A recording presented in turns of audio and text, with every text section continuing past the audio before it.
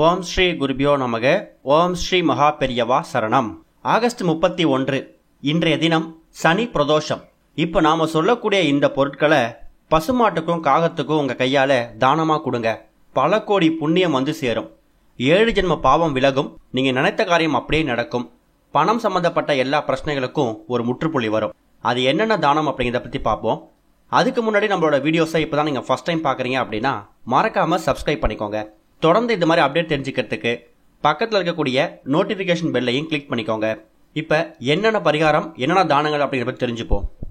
ஆவணி மாதத்துல வரக்கூடிய 2 சனி மகா பிரதோஷத்துல இன்றைய தினம் வரக்கூடியது 2வது சனி பிரதோஷம். ஏற்கனவே ஆகஸ்ட் 17 ஆவணி 1ஆம் தேதி ஒரு சனி பிரதோஷத்தை நம்ம கடந்து வந்துட்டோம். இன்னைக்கு இருக்கக்கூடியது 2வது சனி பிரதோஷம். முதல் சனி பிரதோஷத்தை தவற விட்டவங்களுக்கு இது ஒரு அரிய வாய்ப்பு. சிவன் கோவிலுக்கு அபிஷேக ஆராதனைகளுக்கு அது வாங்கி கொடுக்கணும் இது வாங்கி கொடுக்கணும் அப்படிங்கலாம் இல்லாம இன்னைக்கு நீங்க சிவன் கோயில உங்க காலடி பட்டாலே கோடி புண்ணியம். இது வரைக்கும் வாழ்க்கையில பிரதோஷ வழிபாடு செஞ்சதில்லை, ஒரே ஒரு முறையாவது சிவனை வழிபடணும் அப்படின்னு நினைக்கிறவங்களுக்கு இந்த ஒரு சனி பிரதோஷம் ஒரு முக்கியமான ஒரு நாள். இந்த ஒரு சனி பிரதோஷத்தை முறையா விரதம் இருந்து வழிபாடு நடத்துங்க. கண்டிப்பா பல வருடம் பிரதோஷ வழிபாடு செஞ்ச ஒரு பலனை இந்த ஒரு நாள்ல பெற முடியும். சிவபெருமானுக்கு பெரிய நைவேத்தியங்கள் செஞ்சு வச்சு அதை வாங்கி கொடுக்கணும் இதை வாங்கி கொடுக்கணும் அப்படின்னு அவசியம் இல்லை. பிரதோஷ வேளையில கோவிலுக்கு போனீங்கன்னா கோவில் வாசல்ல அருகம்புல்லும் வில்வ இலையும் விற்பாங்க. முடிஞ்சா தாமரை மலர் கூட வாங்கலாம்.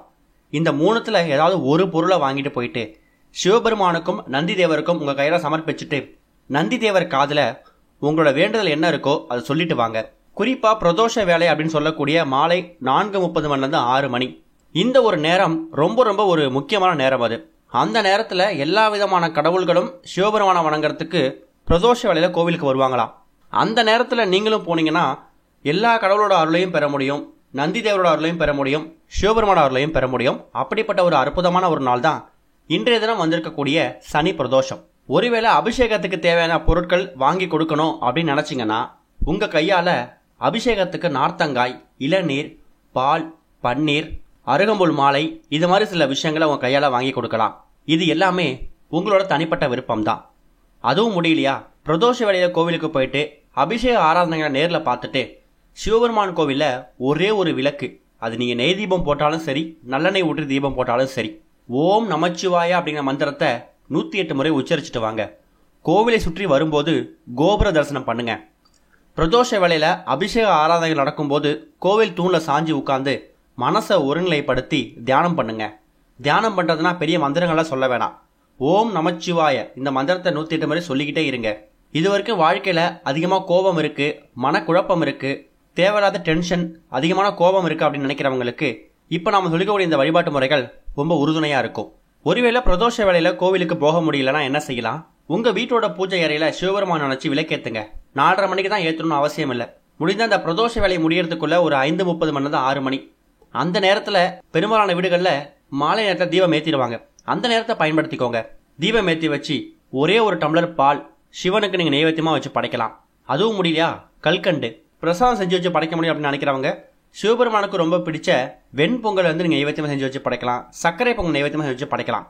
இது போக இன்றைய தினம் இந்த ஒரு தானத்தை உங்க கையால நீங்க செய்யணும். அது என்ன தானம் அப்படின்னா, காக்கைக்கும் பசுமாட்டுக்கும் கையால சில பொருட்களை வாங்கி கொடுக்கலாம். அதுல முதல் பொருள் என்ன அப்படின்னா, பசுமாட்டுக்கு உங்க கையால புண்ணாக்கு வாங்கி கொடுக்கலாம். இந்த புண்ணாக்கு அந்த புண்ணாக்கு அப்படின்லாம் கிடையாது. உங்களுக்கு என்ன புண்ணாக்கு வாங்கி கொடுக்க முடியுமோ அதை வாங்கி கொடுங்க. முடிஞ்சா சனிக்கிழமை இன்றைய தினம் சனி பகவானுக்கு உகந்த தானியம் எள்ளு புண்ணாக்கு கூட வாங்கி கொடுக்கலாம். பசுமாட்டுக்கு எள்ளு புண்ணாக்கு வாங்கி கொடுக்கலாமா அப்படிங்கிற ஒரு கேள்வி நிறைய பேருக்கு வரும். சொல்ல போனா இளைத்தவனுக்கு எள்ளு, கொழுத்தவனுக்கு கொள்ளு அப்படிங்கிற ஒரு பழமொழியே இருக்கு. பசுமாடுகள் சரியா பராமரிக்க முடியாம ரொம்ப உடல் வற்றி போயிருந்துச்சுன்னா அப்படிப்பட்ட பசுமாட்டுக்கு அந்த மாட்டை பராமரிக்கக்கூடியவங்க எள்ளு புண்ணாக்கு தான் கொடுப்பாங்களாம், உடல் சற்று கூடணும் அப்படிங்கிறதுக்காக.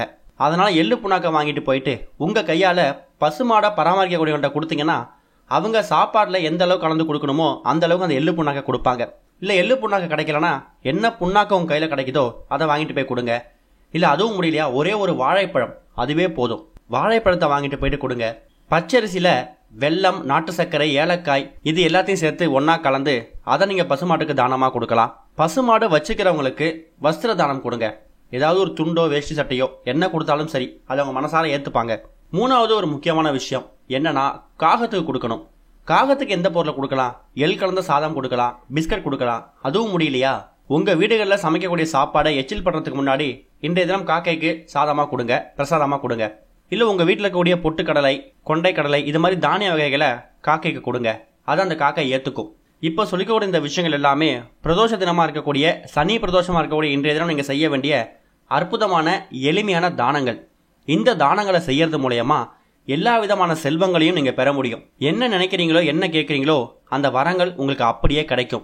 வாழ்க்கையில முன்னேற்றம் மட்டும்தான் ஏற்படணும், தோல்விகள் இருக்கக்கூடாது அப்படின்னு நினைக்கிறவங்களும், தோஷம் பிரதோஷம் அப்படின்னு சொன்னாலே நமக்கு வாழ்க்கையில் இருக்கக்கூடிய தோஷங்களை நீக்கக்கூடிய ஒரு அற்புதமான நாள் இது. அப்பேற்பட்ட பிரதோஷ வேலையில நீங்க செய்யக்கூடிய தானங்கள் எல்லாமே உங்களுக்கு வாழ்க்கையில் நல்ல முன்னேற்றத்தை ஏற்படுத்தும். அடுத்த ஒரு முக்கியமான விஷயம், நீங்க பண்ணக்கூடிய தானம் என்னன்னு கேட்டீங்கன்னா, கோவில் வாசல்ல எவ்வளோ பேர் யாசகம் கேட்டு உட்கார்ந்துருப்பாங்க. அவங்களுக்கு உங்க கையால ஒருவேளை சாப்பாடு வாங்கி கொடுங்க.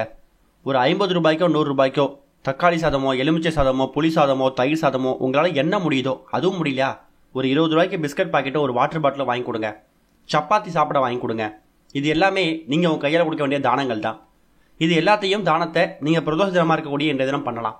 எவ்வளவு பெண்கள் கல்யாணம் ஆகாம கஷ்டப்படுவாங்க, இல்ல திருமணம் வரணும் அவங்களுக்கு நிச்சயப்பட்டிருக்கும், திருமணத்துக்கு புடவைகள் ட்ரெஸ் எடுக்க முடியாம கஷ்டப்படுவாங்க.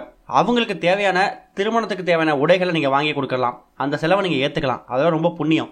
அப்பேற்பட்ட விஷயங்களை பிரதோஷ தினமா இருக்கக்கூடிய இந்த தினம் செஞ்சு பாருங்க. ஒருத்தவங்களுக்கு சிவபெருமானோட அனுமதி இருந்தால் மட்டும்தான் அவங்க சிவபெருமானோட கோவில காலடி எடுத்து வைக்க முடியும் அப்படிங்கிறது ஒரு பெரிய நம்பிக்கை.